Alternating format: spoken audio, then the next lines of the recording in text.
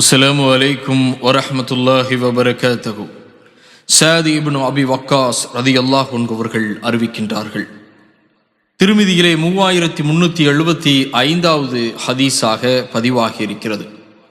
அல்லாஹ்வுடைய தூதர் ஸல்லல்லாஹு அலைஹி வஸல்லம் அவர்கள் தன்னுடைய தோழர்களுக்கு மத்தியிலே இருந்த நேரத்திலே அல்லாஹ்வுடைய தூதர் ஸல்லல்லாஹு அலைஹி வஸல்லம் அவர்கள் ஒரு கேள்வி கேட்கிறார்கள்.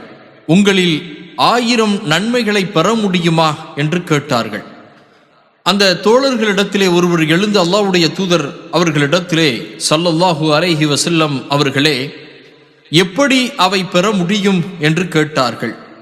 அந்த தோழர் அதற்கு நபிகள் நாயகம் ஸல்லல்லாஹு அலைஹி வஸல்லம் அவர்கள், இந்த திக்ரை 100 முறை நீங்கள் கூறினால் உங்களுக்கு அல்லாஹ்வின் புறத்திலிருந்து 1000 நன்மைகள் கிடைக்கிறது, 1000 தீமைகளும் அழிக்கப்படுகிறது என்று சொன்னார்கள்.